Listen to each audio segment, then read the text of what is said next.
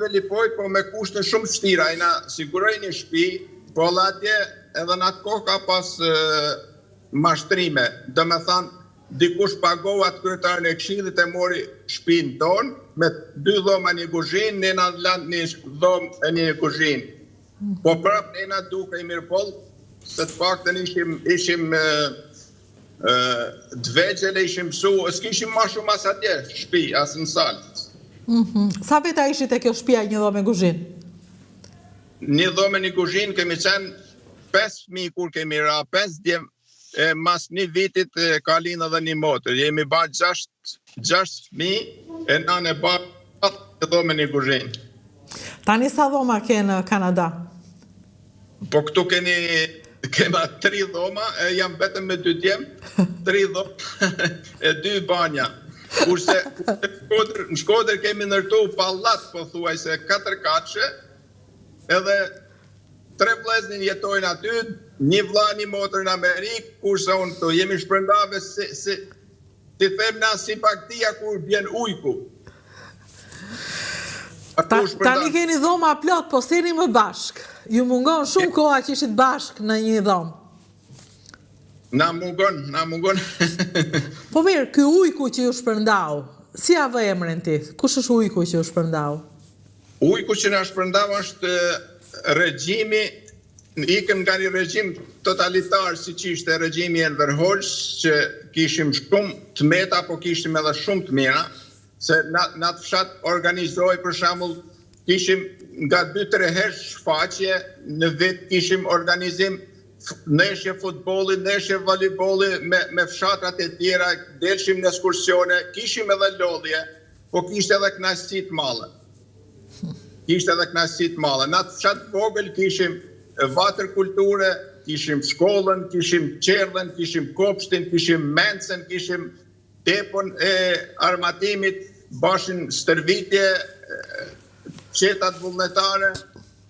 Ishte një jetë e organizuar, tash jeta u kthye e çorganizuar. Na kujtuam dhe grinjen më të madhe që kam pas në jetën time, kam pas me babën tem për Sali Berishën. Të gjithë e pritëm me gëzim se do të bante ndryshimin, edhe kishte në dorë që të bante ndryshimin. Se gjithë bota i kthej syt ne. Po gjithë investitorët që erdhën në Shqipëri, ne u tham mos hajdeni, se u kërkuam rëshfet, ata po vinë e investojnë, u kërkuam rëshfet që të vinë të investojnë këto. Pra Berisha ishte shpresa e madhe, shpresa e juaj njëre, tropojanëve. E tropojanëve edhe vetë tropoja mori emën që edhe zguxon të polici me dalë një tropojan rrugë. Nga një anë nihesh sikur ashtu, po nga ana tjetër çfarë jam unë, si gjithë populli jam. Si gjithë tjerët jam edhe. Shiko, të veçantë jeni ju të Tropojës. Unë kam një simpati jashtëzakonisht të madhe. Nuk e di pse, po IMM ka punuar në Tropojë dhe që prej asaj kohe unë kam pafund simpati për Tropojën, edhe shumë dashuri për Tropojën. Më pëlqen shumë. Spiriti dhe bujaria dhe zemërgjënësia e Tropojanëve është shumë e rrallë, po disa kanë shfrytzuar në krahun e mbrapsht të punës, kanë shfrytzuar pushtetin e Salis edhe kanë marrë gjanat që nuk i meritojnë, që nuk i kanë merituar. Ju nuk morët asnjë përfitim, nuk patën në kohën e Berishës si tropojan që ishit? As nuk e kemi kërku kur nada, edhe tokën që kemi kërku, na kanë lutë edhe në Velipoj me marrë tokë falë, nuk e kam marrë. Kam blenë Shkodër edhe jam spostu në një zonë ku ka kalu kiri dikush që mos bie ndesh ujë, që mos hinë tokë shtetit, që mos hinë tokë shtetit ashtë po, që mos hinë tokë private të kem probleme me njeri. Se këto probleme dhe tokës nuk u zgjidhen kur në këtë vend? Kumë kohë do kalojnë nuk zgjidhen, se ai regjim që u vun vetëm me mashtru edhe me rëmby tokat e njëri tjetrit, ai i Zoti bjerit fortit ligut me fjalë, ka qenë ky shtet. Si ishte? I Zoti? Bjeri i Zoti të ligut, i forti I fortit smurit.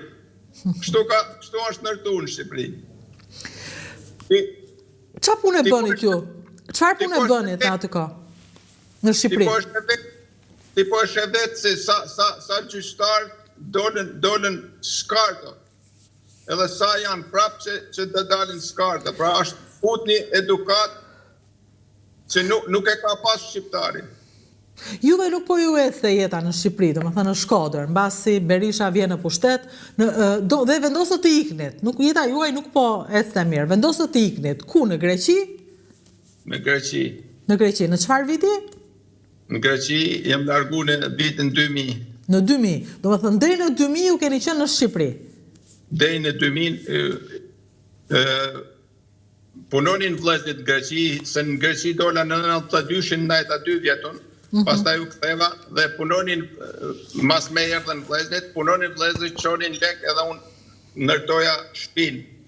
Ndërtoja shtëpinë për veti dhe për vëllezërin. Mbasi ndërtove shtëpinë, pastaj the tani do dalun. Pastaj thash të dal vet. Si ishte historia që ju mashtruan? Përse ju mashtruan? Kush ishte mashtruesi që ju mori $50,000? Kur u ktheva nga Greqia, më kujtohet një këngë grekut i huaj në vendin tim e i huaj në vendin e huaj. Edhe më kujtoa ja punat e kur u ktheva në vendin tim u dush kisha si i huaj. Domethënë nga një edukat tjetër në Greqi, nga një edukat punën, nga një edukat në sistemin një kulturë tjetër, komplet një tjetër. Edhe fëmija shumë zhgënym. Edhe si që doli në televizor, po bante Luli Makashi, po bante atë shfaqin që do ndihmojet njerëz të punësojnë në Kanada, edhe unë... Ku ishte kjo shfaqja? Se nuk e kam iden. Ku ka qenë kjo shfaqja? Pa të ardhë në Shkodër të Grand Hotel Evropa, edhe mblodhit sa njerëz, edhe unë kaloja sajtë rasisht të shkova. Kur të kështu, dhe u futa në loj. Mashtrim mas mashtrimit, jep lek, kontrakta e punë zgati, vetëm gjuha, edhe gjuha s'ka problem, thoshin dhe të bat. Unë i thosha kisha problemin më altë të vajzës, sepse vajza ishe në një mosh 18 vjeqe dhe thosha do më mesin vajza mrafa. Kurse ajo më thote, jo s'ka pik problemi, edhe vërtet ashtu vajza erdi me studime, edhe ne metëm atje. Mas vajzës, mas letrave të vajzës se kam marrë unë letrat, dhe më thanë, kam marrë një vizë 10 vjeqare, edhe kam marrë mas vajzë me vjarë, se jo me lekët që i dhash Lulit. Sa lek i dhash Lulit me një fjalë për të ardhë Kanada? 50 milion lek. Gjithë parat që kishe bërë, gjithë jetën tënde?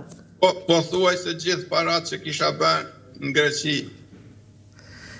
Ama qa jetë e Petrit, punon në Greqi, hajde në Shqipëri, huaj andej, huaj këtej, bëj lek që është vajzë në Kanada, më thënë një jetë pa ndales, pa ndaluar një momentet që josh. Një jetë pa ndales, por një gjë vujtje ka, por jetë edhe jetë ka. Në Greqi, për shembull, jetonim shumë mirë, në kushtet shumë të mira, pavarësisht ishte edhe ka qenë ai si e ka greku atë egoizmin, e ka atë racizmin, e ka shumë të madh. Por ti jetove mirë. Çfarë punë bëhe në Greqi? Ndërtoje? Në ndërtim? Në Greqi në ndërtim, pra, po kisha kriju një skuadër 5-6 vetë, nga njerë u 10, nga njerë 4, edhe stovatoshim. Nuk punoj vetë, kishe një skuadër, se unë nuk e kam ide në fakt. Ja, vetë i pari, se po të punove vetë, nuk punon. Nuk punon njeri. Do më thënë, ti nuk ishe tipiku i afendikojt, që rinte në kafe dhe të punonin.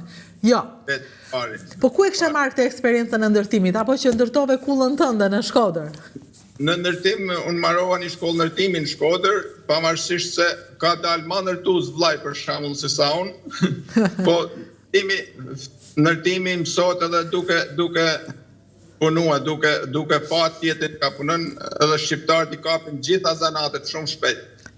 Ju kapët ndërtimin. Sa veta kisha atëre në Greqi që bëre skuadrën tënde?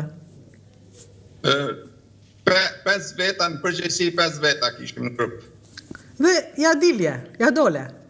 Ja dolëm shumë mirë. Bile maj mend se bleva një makineri 8.500 euro dhe nuk laq asi lekë në bank edhe e qoha një fshat krejt vetëm atje. Edhe më thot gruja, thot, qa ke ban? Thot, mërë, po si ban një gjë, po së rëzikove, i thash, kur nuk fiton as nuk... More gjithë lekët e bankës, bleve makinerin. Bleva makinerin për të suvatu, makineri. Dhe pastaj me këtë makineria dole të suvatosh të fuzësh një proces të ri. Me makineri punonim edhe çmimi ishte krejt i lirë për shembull. E merrshim me 2 euro gjys 3 euro metrën. Në një kohë që u do të ta pastroje, t'i baje sprucën, t'i baje fashaturat, mushen edhe dorën e fundit, finishin, si tonë, finën. Kështu që aty u bëre vërtet i zoti punës. Po, panemnesh zotit, aty gabova unë se në atë kohë mund bleja 2-3 shtëpia, me atë lekë që kisha ba unë mund bleja 2-3 shtëpia në Greqi, se ranë çmimi. Po filloj kriza atje, hajtë po shkojnë në Shqipëri, se fitoj Edi Rama, po Edi Rama nuk është zoti ta nëroj plakën.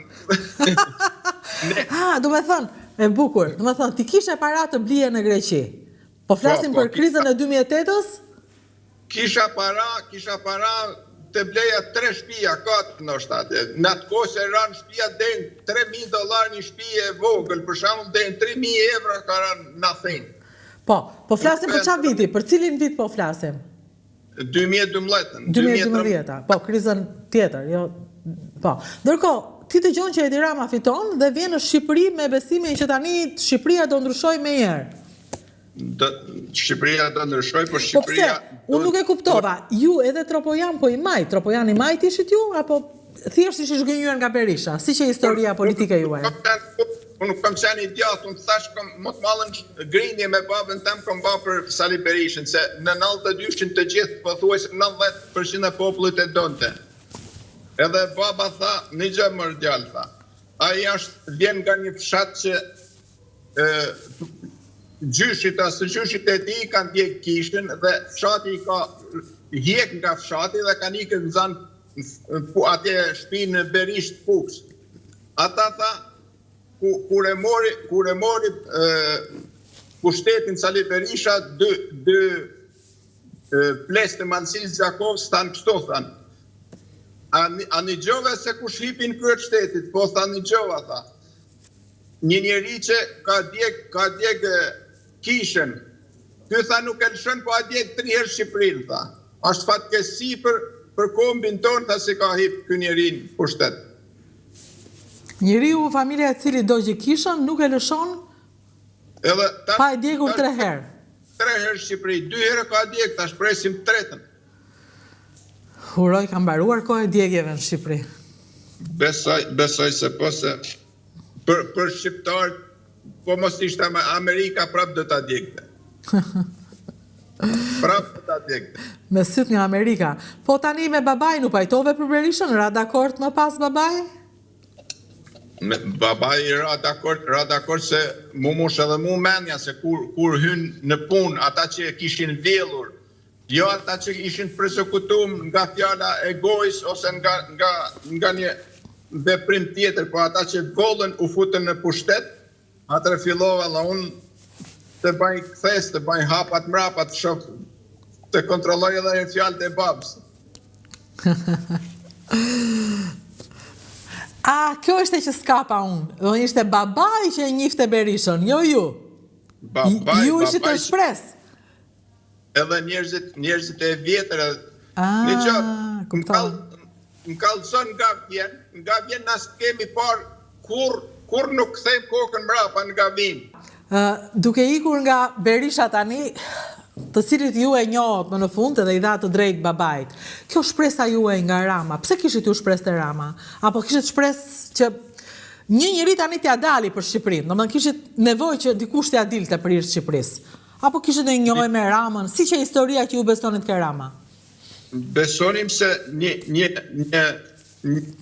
njëri që punoj shumë për ndërtimin e Tiranës, edhe vinte një parti që të paktën këta nuk I kanë ly duart me gjak. Ai ka ly duart me gjak se në qoftë se ke djeni që po flasim në ti bashk, ai ka djeni për Arben Broçin e Bishanakun që u vra. Ai ka djeni për Gramoz Pashkun, ai ka djeni për Azem Hajdarin. Mos thom se ka dorë direkt, ai ka dorë indirekt për gjitha. Për Stokol Yldashin, për 21 janarin, unë nuk e di qa presin, po mirë tha, kush tha nuk njeri luftohet, po është regjimi që ka futa I në gjak, është shumë vështirë për të luftuar, dënë kohë. Ose veprimet që ka baj të ligjshme ose të palishme, ose lejimin nuk jam kundra xhamiave, se është futën kultura ja, po është mush xhamia si në Kosovë, si në Shqipni, që nuk shfrytëzohen, që nuk hin kush për të falën ta, nuk lutet kush në ta. Po ju Berisha ja vini për të gjitha? Është Berishës që ja vini fajin për të gjitha? Po ai është nana e zezave të kombit shqiptar, që nuk do zhduken fajet e tij edhe 500 vjet.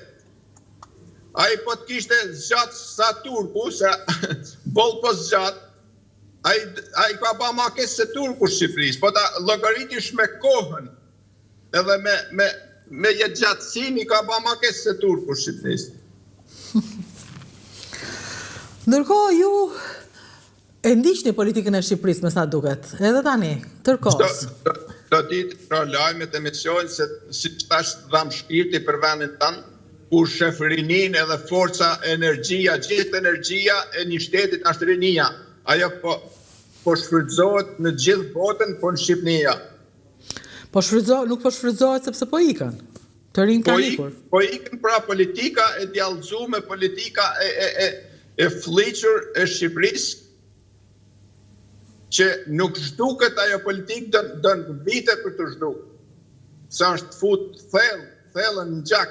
Edhe vete kemi fajnë shumë, se në qoftë se ti shkon, ose unë shkoj për të kryer një punë në një zyre, ose për të nxjerrë një certifikat, ti shkon e I lën një bakshish, aja po punon në zyre, ti po punon jashtë, në borë në shi, dhe e ka detyrim që të japë certifikatin, pagun në që sa ban certifikata, për qa po jep 500 lek ma tepër në tjetra ose 1000 lek.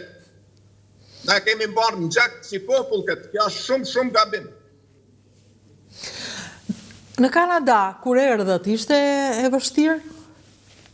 Në çdo fillim, kudo që shkojsh të fillojsh jetën sërish, është shumë e vështirë, për mua ishte e vështirë se gjuha, edhe një kohë që erdha këto 48 vjeç është vështirë të thehet veshi, se I riu e merr shumë ma mirë, shumë ma shpejt gjuhën.